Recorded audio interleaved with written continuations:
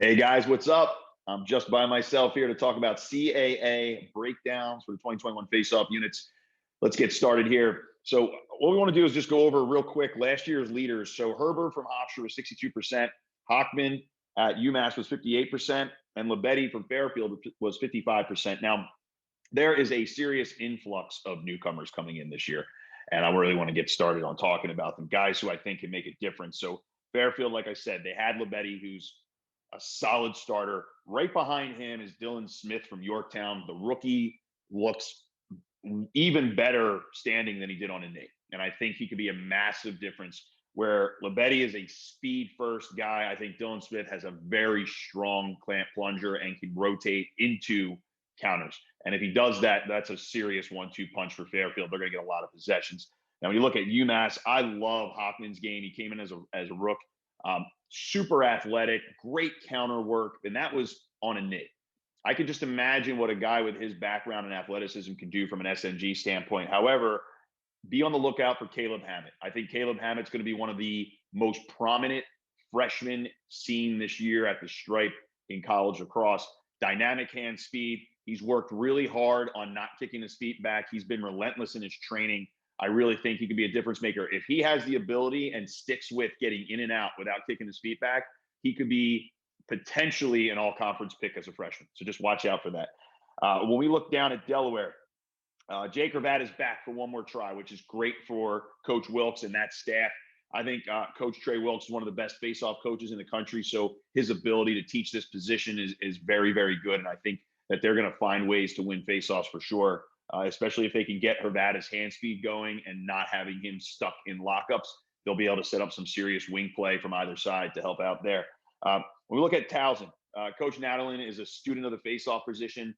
Very few programs at any level will you see the head coach spend as much time with his face-off unit as Coach Nads does. He's a student of the position, and it's really helping from a recruiting standpoint. I think watch out for Shane Santora. Shane Santora has awesome hand speed. In and out, looking for breaks to run some transition.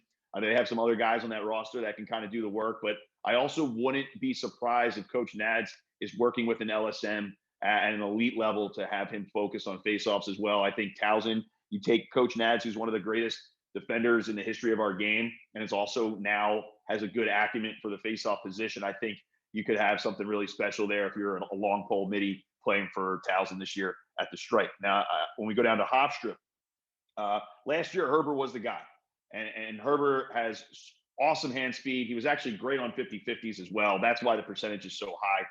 But they also have Chase Patterson. Chase Patterson actually was at the National Showcase in 2017, won his division, and he is a tough as nails blue-collar guy that coaching staff loves. And I would not be surprised to see him in there getting his reps as well. I think those two, we have a hand speed and a guy who's physical with counters can be a really dynamic, and I think that's the winningest combination that a team can have going into the season, especially with the new rules and God knows what's happening with the referees at the stripe.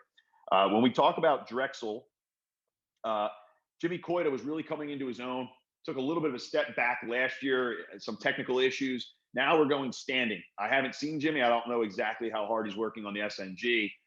However, I think that he has the potential. He had the potential to be an all-conference talent.